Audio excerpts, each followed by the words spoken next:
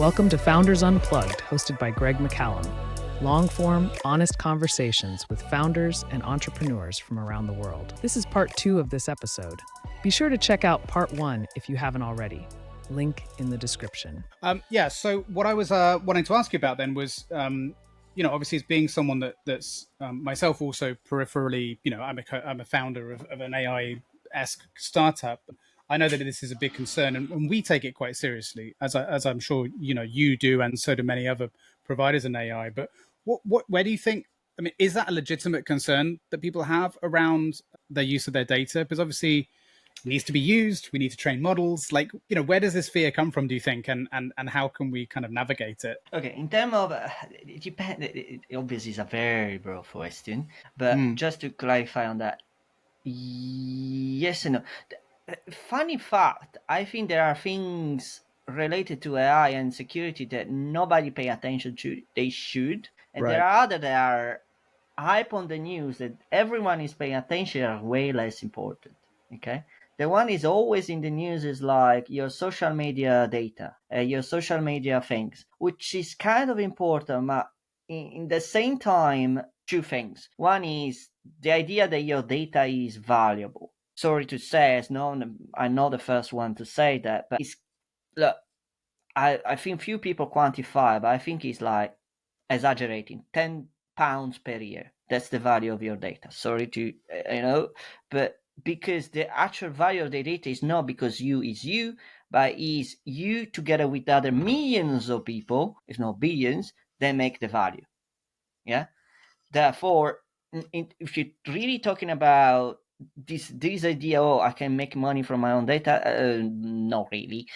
Therefore, this is kind of a misconception. Second, your security online, it depends on not necessarily AI. So it's not a problem on AI company, really. You're targeting the wrong people. The AI company actually use the data usually, or by the way, not directed from you, but is already anonymized for other third party. They do things and things like that. And the actual thing is cybersecurity. So what you really should pay attention is, does your phone or your account have true FAA authentication, for example, or cybersecurity software if you're using certain things online or things like that. These are the things you should come about, not targeting, is the AI company using my data the problem? First and foremost. Second, there are things that nobody paying too much. I don't know why, but at some point I think they will. Is cars. Yeah, it's funny and nobody talking about that. But cars, I mean, I'm talking about the latest cars, obviously, not the 1990 or something like that. No, of course, the latest version of cars. They all have GPS. They all have quite few amount of entertainment technology, whatever, and certain degree of self-driving car. I need to say, but the security around those cars is not great, has been proven many and many times, and nobody is paying attention to this. That, I think, it should be way more in the head of people when they buy, because if someone, apparently it's very easy, control to your car, it's way more damaging for you and also your data, by the way, because they communicate with your phone, etc, etc, etc. But again, nothing to do with AI as AI company or things like that. It's again a bastion of cybersecurity, factoring of cars in this case, infrastructure. Also, sorry to say, for the normal consumer, is your attitude towards the usage of minimal security procedure like 2FA. I'm talking for experience. My parents, to convince them to do 2FA was quite of a struggle. They don't like it because obviously it's an external fee. They don't know my parents are almost in their own 70s. So all of these and then obviously you blame someone else. That's at least my view. Yeah, off the that's mark. interesting because I would push back a bit on your first point about AI and like you're saying about like the value of the data, like on someone's social media. I would have agreed with you a few years ago, but now I think things are different. I think the value of that data has gone up because, if you just look at things like, well, LLMs or image generating AI, I mean, a lot of that AI is being trained, on publicly available data, for example, that are available on 100%. social media. Sure. So, like if, even not that long ago, I remember before ChatGPT and stuff, there was a website you could go to, I forgot what it's called now, which would just generate a random face. And it was very clearly generated using training data based on people's Facebook profile pictures. Yeah. So like, for example, and that's like before ChatGPT, which is very clearly trained on data that people are posting on Reddit, absolutely. on Twitter. And, so, that, I mean, you can kind of understand, I suppose, where people would come from by saying, well, that doesn't seem fair. I mean, you're a product, you sell, you make money, and you've used our data, and we weren't told about that. Isn't that a legitimate complaint? Yeah, the legitimate complaint is the fact that you're not being told. Now, if you do a little bit further, say, okay, how much money is worth my data? Sadly, it's not much. No, but it's the principle. I think it's more the principle people are upset if you're with. talking about the principle money. in being explicit, I agree. Then it's in another way, or phrase in other words, is a communication problem. Yeah, if you communicate, say like, yes, Facebook is free or Instagram is free, you don't pay to access it. However, since it's free, we take all the data, by the way. It's the right of that you basically give to us, release all the right to your data to us in exchange for having the platform, a free account. Yeah. It is phrased explicitly like that, which I'm sure I haven't read it, but I'm sure in the term and condition, which nobody read, I'm sure it's written something like that. If you do that explicitly, then you can say yes or no. That's okay. I do think it's a communication problem. Now, there is another problem, if talking specifically about AI, on when you use ChatGPT, for example, or the competitors, Claude, whatever, Copilot, which still is OpenAI. But anyway, what happens when you actually do prompts or interact with them? All the prompt, which data itself, or the image of a diffusion model, whatever, all these data, who owns it? Or more than owns it, because the problem is not owns it, is a privacy issue. Who knows what you're doing, basically? Now, you should read these. There are privacy policy. Any of these in web, let's call them website or interface. Anyway, for our audience, our website. So you go there. There is a privacy policy that states what they're gonna do with your data or not. There are few companies that are more restrictive. They say we never use the data you're gonna use. We don't use it. We delete immediately or whatever, something like that. The sentence is we may use your data. May use the data for whatever. Now, I'm not discussing it, but you can find online. By the way, I did a post specifically on comparison of in privacy policy of Claude, Anthropic Claude, Copilot, OpenAI, ChatGPT. I think there was another one. I think I did in April or June last year. And long story short, I can tell you at least based on that, if they updated it, I don't know, because this week should really keep updating as well. Claude was the most restrictive in terms of, look, at least that's what they say. We don't use your data. We deleted that. Whatever you're gonna prompt, we're not gonna use it. The other are more like we may use it. Again, this is I think I did in June last year. But it's such a short-sighted thing because of, I mean, it further erodes people's trust in technology. This is my problem with it. I get the business decision behind Facebook, say, selling data to third parties as a way of making more money. All companies have done that since the beginning of time. That's not the issue, but there's the short-sightedness of not realizing the overall impact it has on technology as a whole. There's never been a time of lower trust in big tech companies than there is now.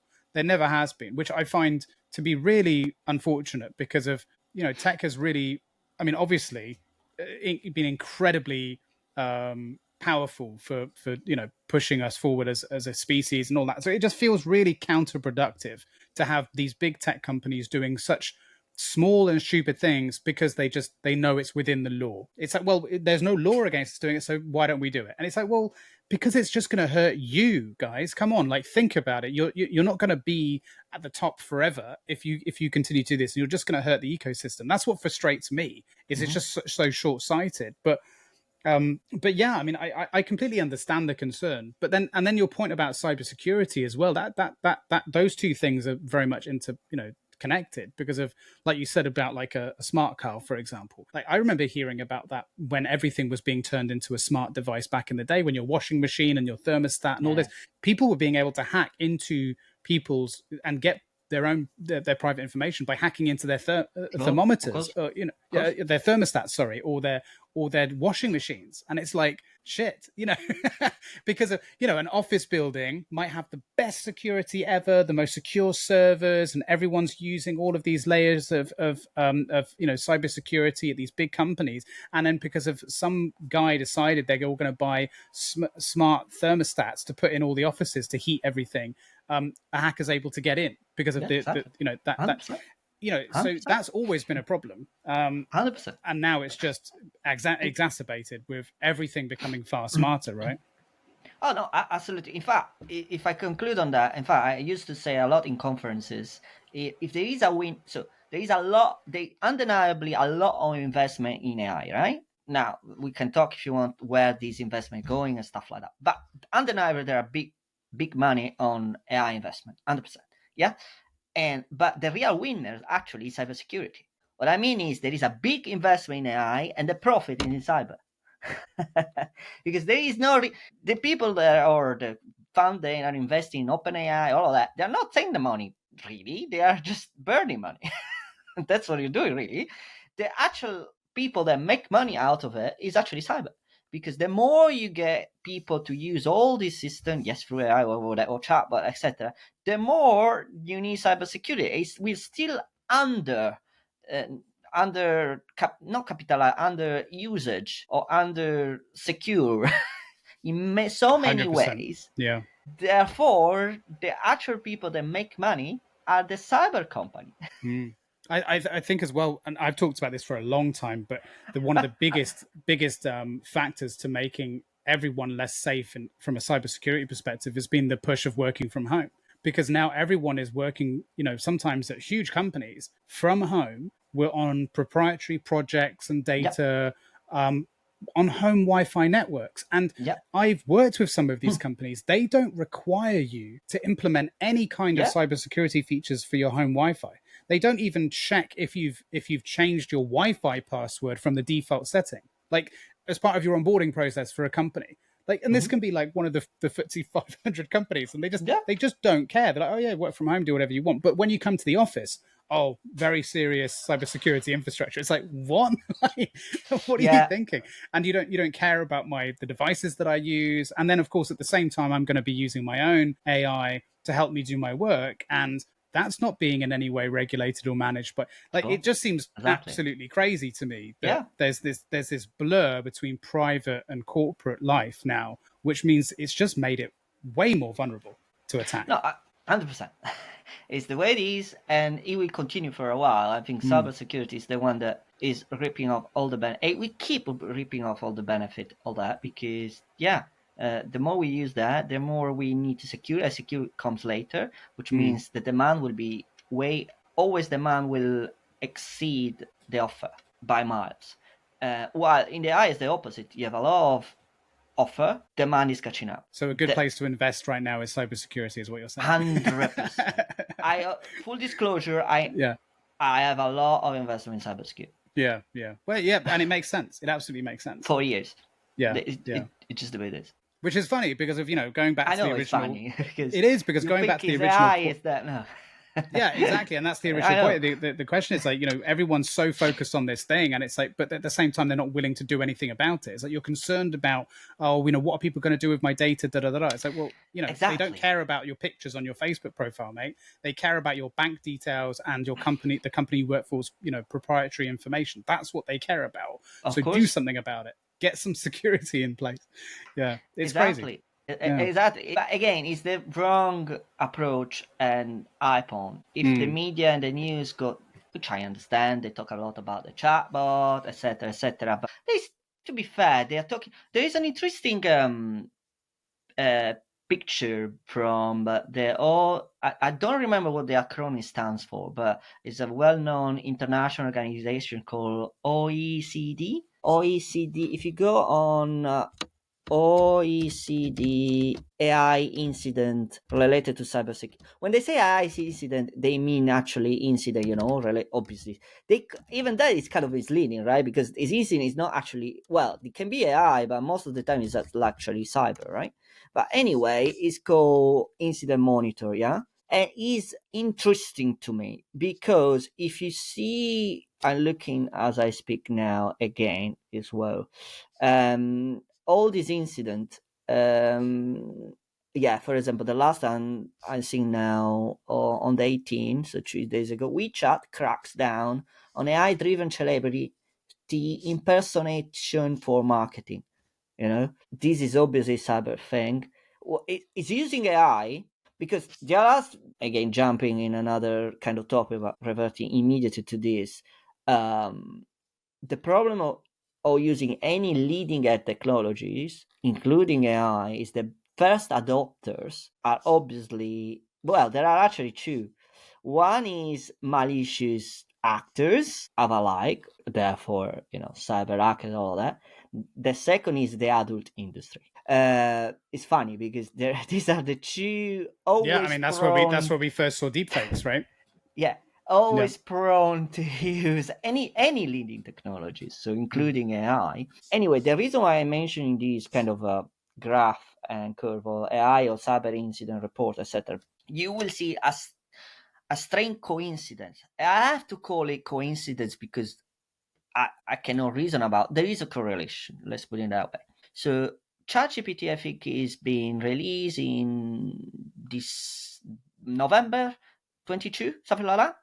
Hi, a friendly reminder to share this episode with your network, like, and subscribe. And if you are feeling really supportive, please consider reviewing the show on the podcast platform of your choice. It all really helps support what we do. Thank you. Now back to the show.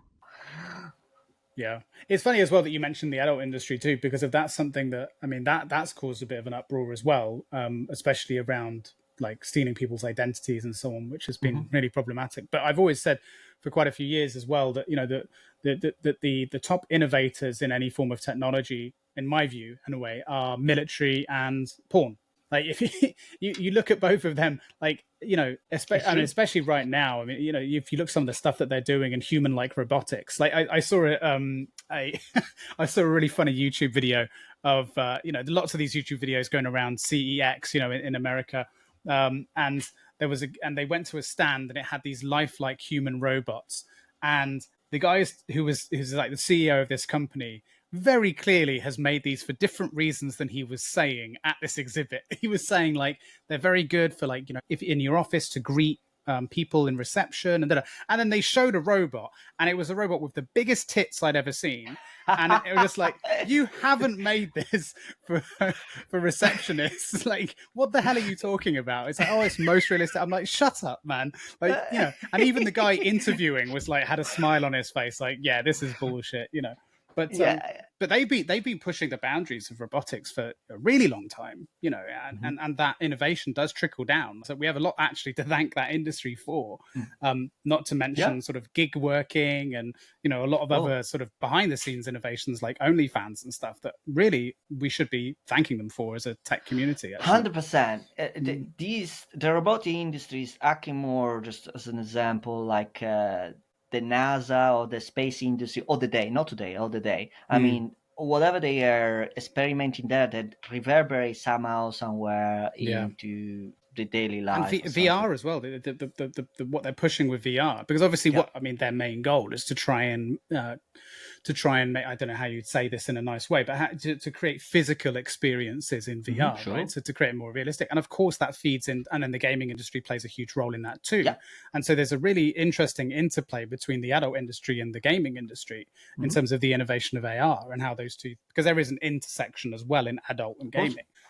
So that's really interesting to see some of the innovations there. Some of the products that are in the pipeline for the consumer there are really exciting in maybe more ways than one.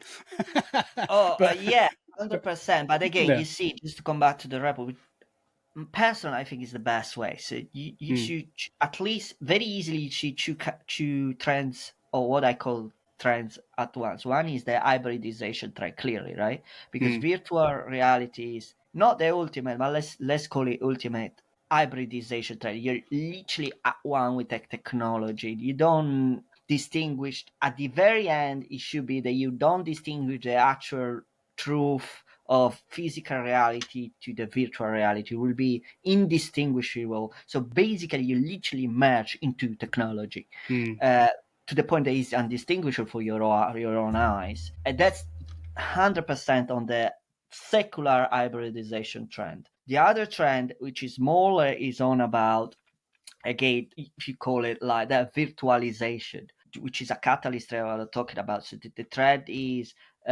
we are doing everything to virtualize our work, or gamification of our interaction with everything, really. Even your bank account, the way you spend money is now virtualized, like, oh, you're earning coins on whatever. These kind of a gamification, virtualization on whatever you do to incentivize you. It's a bit of marketing, obviously, and stuff like health, that. Money, all of it.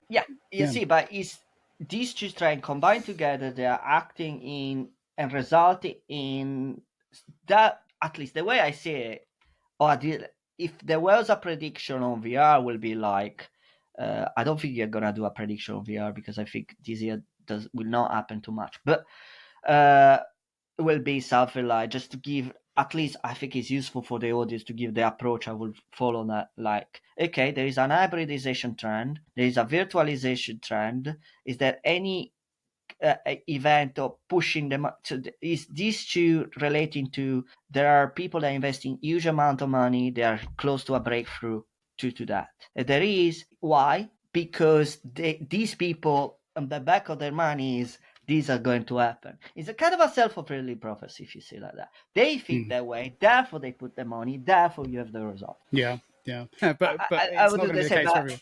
Okay, yes, 100%. If I don't remember if it was last year or the year before, we did a prediction. Unfortunately, it wasn't exactly right. But still, I think it's necessary. So, which is, we were talking about who owns the right to your own image, or things like that. Now, but again, I'm not talking about what we said before about the value of your general data, but think about this. Okay, so let's say you're an artist. Say you're an artist, it can be let's say a musician. Now you have models. And by the way, I was saying that way before large language model. In fact, I think I said in 2018, I'm using this very same example I'm using now. It is still relevant since 2018. So the example is as follows. You're an artist, let's say a musician, and there are obviously other AI models which were available, not as powerful as today, back in 2018 too. Just people didn't know too much, as in a wide audience. And this model can actually replicate any style. That's the key here, is something intangible or intangible, I think. Intangible as a style. Can you touch style of something? Can you touch a style of a painting like Monet or Van Gogh?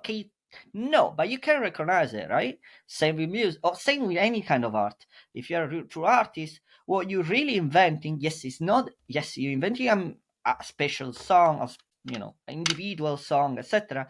But what actually distinctive about you, what makes you great, is the style you invented was not existing before. Okay, so what happens is, if you go in an AI model, it asks for, okay, give me a painting of a table in Van Gogh style, or give me the music in whatever the artist you want in that style. It can do it.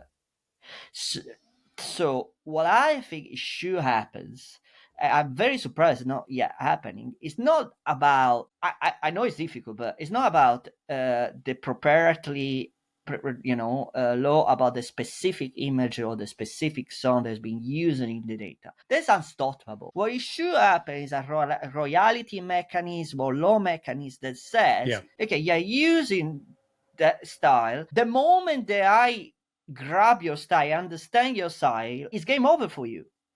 Unless you invent a new style. But the moment you invent a new style, you should be compensated. Otherwise, the whole mechanism collapse.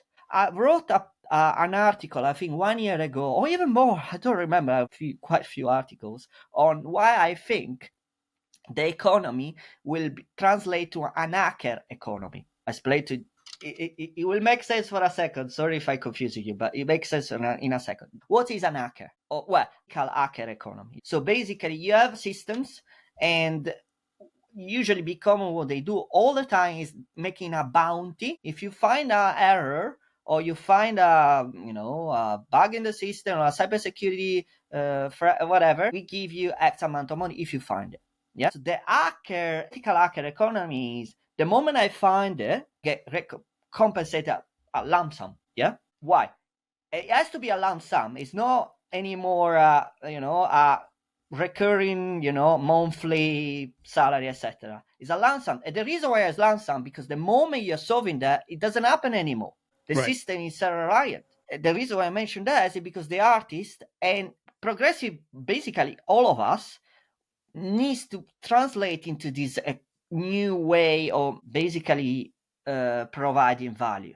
The moment an artist create a new style, it needs to be compensated for the style, because that style, the moment it's grabbed by an AI system, it can replicate it. It's funny because I'm really on the fence. I'm on the fence with this because I agree with you, but at the same time I can see that there's a lot of problems with this, right? Because especially when it comes to the arts, because in any creative space, there is always this case of inspiration fueling the next thing, and so how far do you go if you say, okay, well, this particular image that's been generated has been inspired by Van Gogh and by such and such artists, or let's say two artists that are alive now. All right, cool. So then you pay those two royalties. What was their art inspired by in the first place? You could someone else then claim, well, wait a minute, I inspired them.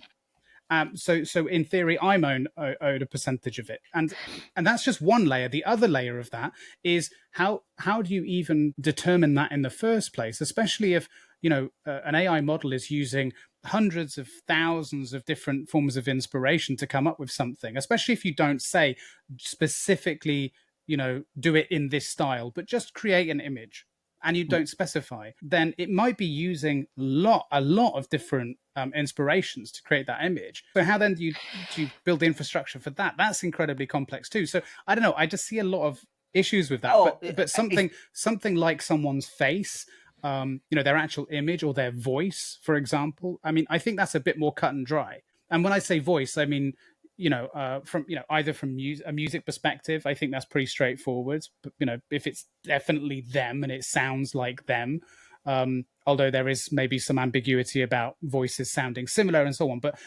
especially for like voiceover work, that's already a thing, right? You've already got, and video games are good at this. Actually, they've done this. You've got a lot of voiceover AI things that have the picture of the real person who provided the voice for training the AI, and that person gets compensated, every time you use it, for example, or someone's face, let's say in film, TV, and so on. I think that's fairly cut and dry. There's some ambiguity, but from a copyright law standpoint, it gets very murky, because even when you see now of like musicians suing other musicians and things like that, it's really, really murky.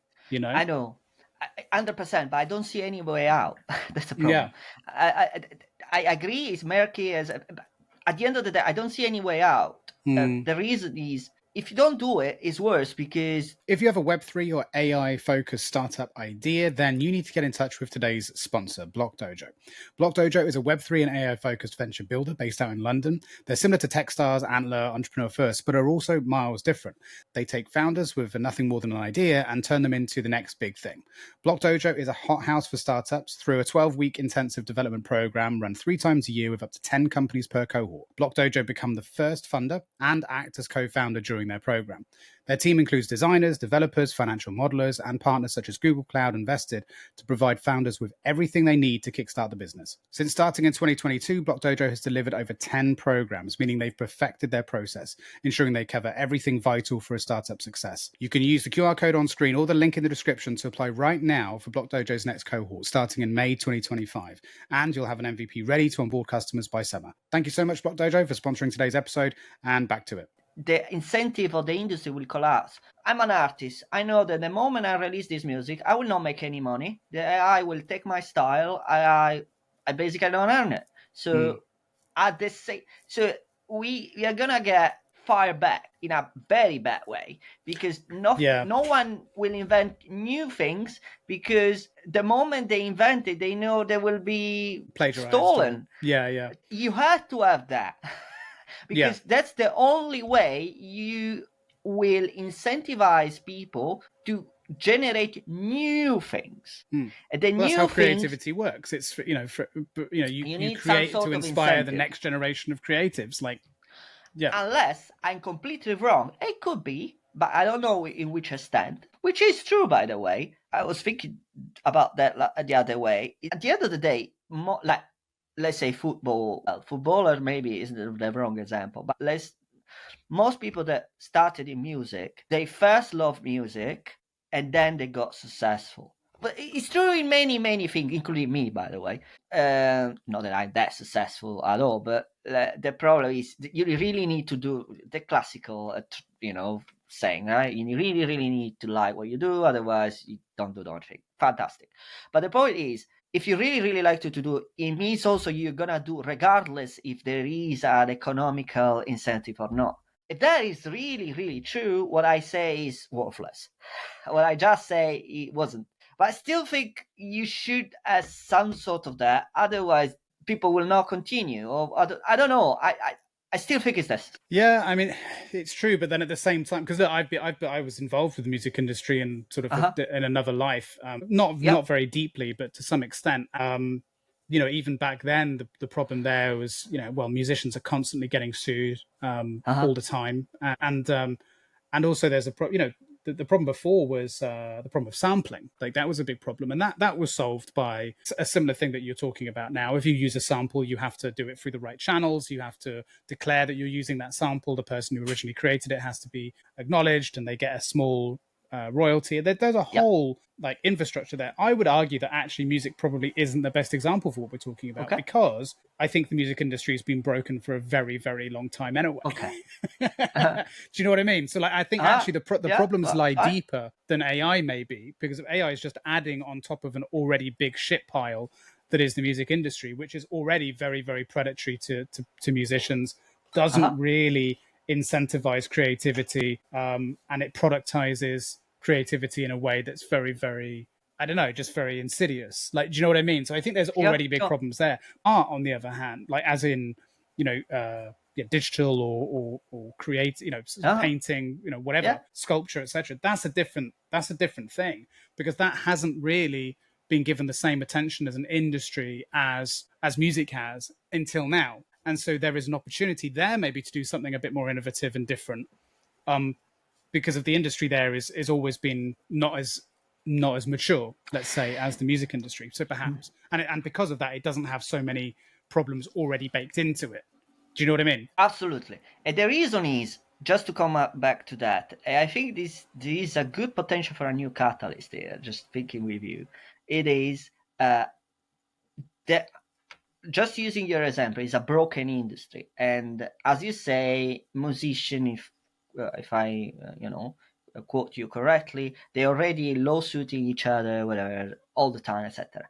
There is, if I go a little bit deeper than that, the problem is not actually the lawsuit, in my judgment. funny I say judgment, because the problem is the fact that lawsuit itself is super long, time consuming, and unclear. That's actually the problem. It's not the lawsuit itself, in my judgment. And that is really a good point. Full disclosure, it was almost 2 years ago now. Almost 2 years ago, with AI technology, we did a proof of concept for the Ministry of Justice of Saudi Arabia, on automating judgment with reason. I mean, like a real procedure for car accident. So basically, all the data for the defense, accusation, blah blah, all the documents, came out with a verdict and a reason, blah blah. We have obviously Sharia law, etc. That's the law they use, but doesn't matter that. And we got for a proof of concept 2 years ago. It was December 23. January 24, December 23. 1 year. 1 year or 2 years. Anyway, more than 95% accuracy. Now imagine this. You need to understand, I understood doing it, that any judicial system in the world, the judges are actually overwhelmed by work. On top of is unclear, etc., etc. If you unlock that, what I mean by that, if you do it's not, by the way, they are not, it's not a conspiracy or anything like, because they don't want this. No, because it costs money. The laws are clear. There is a lot. Basically, any judge should have way more hours to study the case than it actually is allowed to have. Roughly, that's what it is. So if you unlock a system that allows them to spend less time or be more efficient, etc., you can have, first of all, a quicker decision. Years ago, I think it's a very good quote in Stockholm, is like, there is no fair judgments, there is no fair justice unless it's fast. And this stuck on me. I've never been involved, thanks God, in any of this law, but it's so true. There is no fair justice unless it's fast. It's so true, because if you said years and years or stress, etc., into one case, imagine your life on that. Is it just? No, really. Now, is it conspiracy because they want to know? No, just because we could do it faster. It costs too much money already for the system.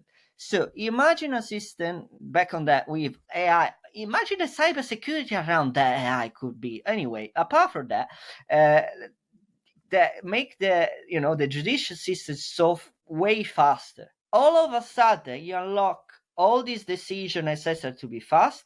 The moment the people, by the way, they know it's fast, they can create all the right incentive to know that, okay, I trust in the law. The classical phrase, like, okay, I in a procedure, I trust in the law. So you know that, I don't know, in 10 days from now, if you really have music and style and be copy for someone's gonna make a decision and you're gonna trust it, and things will unlock again. Now it's all bogged down because you don't know if the other is gonna do it. So therefore, instead of thinking of producing new things, a lot of your time is thinking how you're gonna protect myself, etc., and not doing what you're supposed to do in the first place. But you raise a really interesting point about the potential for AI within the judicial system, and I suppose the logical kind of conclusion is to take that further and think, well, what place does AI maybe have in law in general and in criminality in general and policing in general? That's really interesting, because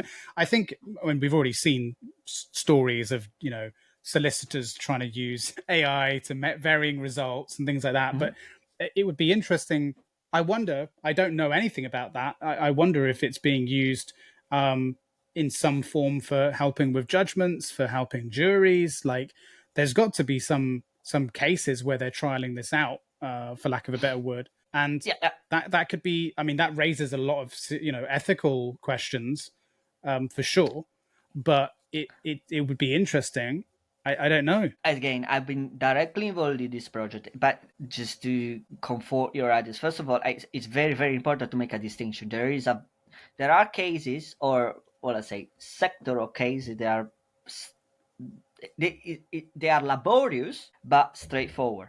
For example, car accident, roughly speaking. Now, maybe an expert in car accident will disagree with me. Okay, fine, but there are certain, sector cases, again, let's discuss accidents for lack of better alternative, or in which it's kind of clear. I mean, someone bump into each other, these are the proof, these are the tech. Yes, you can argue how much is the damage and all of that. Okay, fine. But there is a clarity or disambiguation later on in which an AI system can pretty much intervene in an essence of sparing time of the judge to study all the paper. Yeah.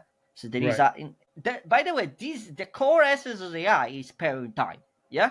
Now, I suppose it's not much different from getting like an automotive car accident expert to come to court and give their analysis. But it costs anyway. less. It costs less, and it costs less because he has to study a bachelor paper, etc., etc., etc. Like, it's very, very different in other cases like criminal law, in which who knows is the the assassin or whatever. It's all ambiguous from the start. There is no proof whatsoever. Well, you say that, but now my brain's going on this line of thinking. I suppose that the equivalent to that in, say, a criminal case, let's say something as extreme like a murder case, would be to have AI to do the analysis of the data, say, for example, for blood splatter or for you know what I mean, for like specialist things. To your point about being specialized, it could maybe be specialized to give 100%. But you cannot leave. The whole point I was trying to say is obviously a case of the murder, etc., cannot be automated as it's an judgment. Right. Yeah. At all. You can automate the specific, as I say, the blood analysis or whatever, fine, absolutely. But then I would argue that it's not necessarily related to the judicial system. It's just the fact that you analyze the blood regardless if it's for a murder or but to your point, it could speed things up, make them cheaper. But it's not a speed up for the legal system, it's a speed up for the blood that isn't there. Right. But for the legal system's perspective, it's where you have a law case. In fact, many cases, again, sectoral cases, are quite laborious, standardized. Yeah? All these cases can actually be doing that. And not, again, criminal law or criminal case clearly is not what I'm talking about. Yeah. But the moment though you do all of that, then you have a system that, again, using the same quote. I don't remember who said that. I wish I can cite the guy, but I don't remember really. If you are enjoying this episode and want to support the show, please like, subscribe with notifications turned on, and let us know your thoughts and opinions in the comments below. This lets YouTube know we are doing something right. Back to the show. A system that you have a fair justice unless it's fast. In this case, you can. The moment you know it's fast, and obviously you need to try. I mean, you need to know that it's gonna be fair. Yeah, obviously. The moment you have that, then what we were talking about before about artists sue each other, etc. They will still sue each other, but it will be more like going to the judge. Okay, let's see who is right or wrong, in a way less, I would say, emotional, tense. Because now it's very emotional and tense because it's gonna be long. It's gonna be stressful. If you know that in 10 days is over, it will cost not much for you. You can increase even tenfold the number of cases, but still it's less stressful. Not stressful at all. It's just a way to understand what's right or wrong. Yeah, it's more like arbitration rather not than even. Judgment. It's just But I mean, that's another really, that's just sent my thought process down another route, which is, what we see with AI is it's very much bottom up. It tends to, the idea of it is that if it's going to replace humans at any point, it's going to do it at the areas that require less skill or less complex and then work its way up. And I suppose from a legal perspective, if we, or even so, if we talk about insurance and things like that, and all of the sort of things that are peripheral to that, it could very well actually replace humans entirely at these very low levels of, more data-driven judgments, more data-driven based things of just like, well, okay, submit your data points. Where did you get that data from? What platforms did you use? And then it makes an inference. It kind of goes, okay, this is the fair outcome. You get paid this, you get paid that, done. And it could actually be fully automated. And I think people would be relatively accepting of that at that level of judgment compared to the more emotionally charged, nuanced type things where you still need people, you still need witnesses, you still need a lot of information. Because context matters for an enormous amount, especially when people aren't telling the truth, and there is no way of determining it through data, really, right? I'm gonna post a lot more on this, but I think it's so important that if you allow me, it's very important to understand a little bit. I think that's what I think. Yeah. To me, all these it's going to be so important that we districate and make fair judgment and fast judgment. It's not fair until it's fast. Yeah, remember that. Mm-hmm. On all these legislation, because all the number of cases we are going to have is huge. It's supposed to be huge. Either we solve it or we stop everyone, because I'm not going to produce if I. So it's so important that I will, in fact, argue there is the equivalent of what it was. The unlocking of monetary transaction not too long ago. Maybe we can discuss all the time, etc. Imagine you are in the 1800, or even you can even go before, but let's say the 1800. You need to send money wherever, in another country or even another city. Okay, you need someone to take you the money. Well, yes, you can go to the bank and right, but you always say, first of all, it wasn't one day. It was like imagine the stress. Oh, is he gonna receive the money? Do you check it? How do you check it? You write a letter to the guy, go there, and then okay, yes, thank you. You write. Imagine the amount of time they were using their own mind to. Is he gonna receive the money? Is he receiving them? Is the banker was allowable, etc. So he stopped the economy. If you see that, massive growth as a whole of the economy. I wonder if it's almost like the problem with prohibition in America, where, you know, if it gets to a point where everyone's just fucking drinking anyway, you might as well just go, do you know what? Let's not worry about it.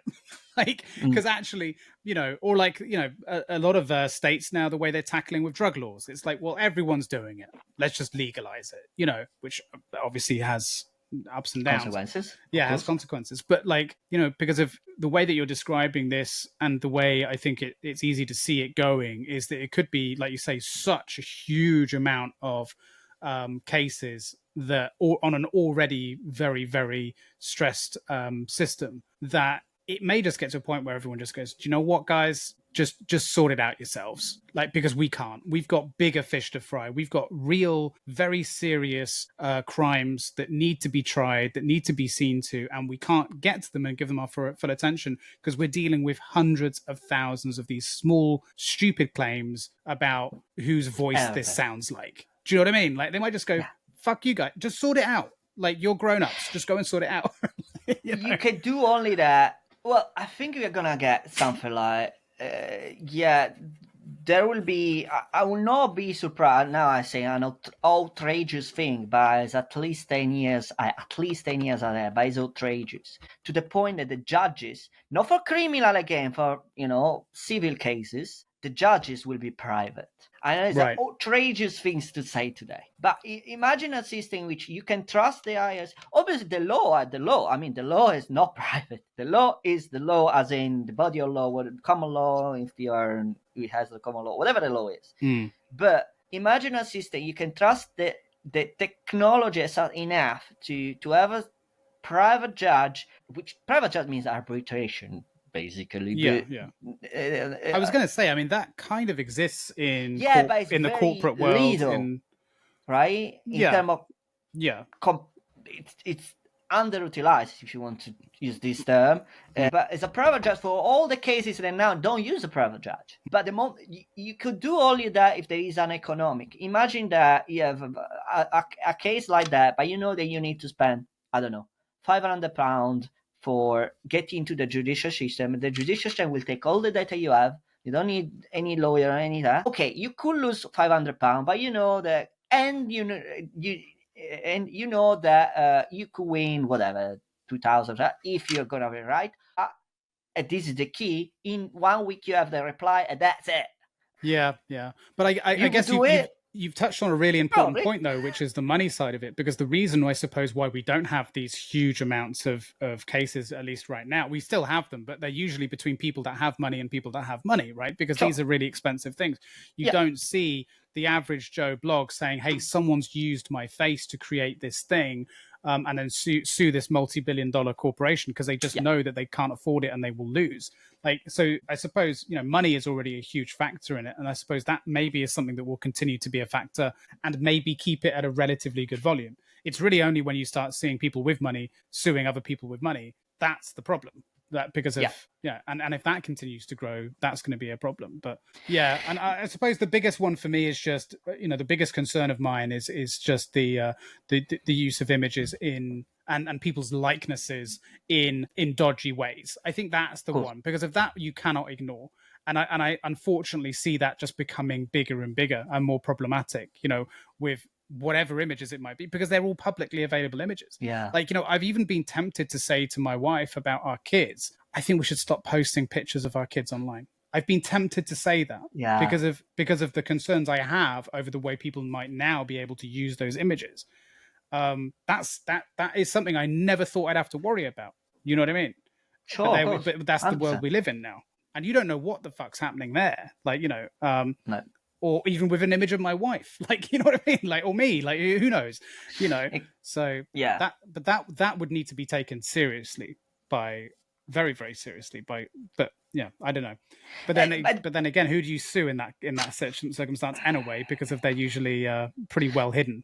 But and I could keep talking to you about this because there's other things I want to ask you about, but we've run out of time, unfortunately, and I've taken up a lot of your time. So maybe we'll have to come back in future and we'll pick it up where we left off, because there's a lot of other subjects which would be really interesting. But man, I really appreciate you joining me. No, thank you. And good luck with everything you're doing. I'll put the description, your profile link, your website, and all that in the description. If there's anything else you want me to include, send it over and I'll pop it down there.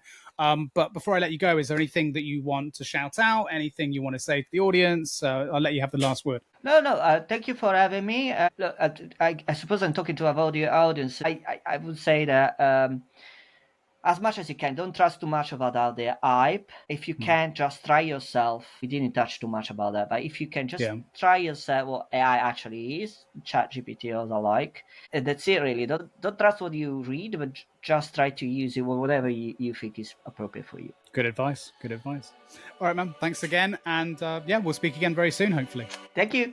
Cheers, take care. Thank you for listening and or watching. Please like and subscribe. Or if you are listening via podcasting service and want to show your support, consider rating or leaving a review. It really helps. See you next week.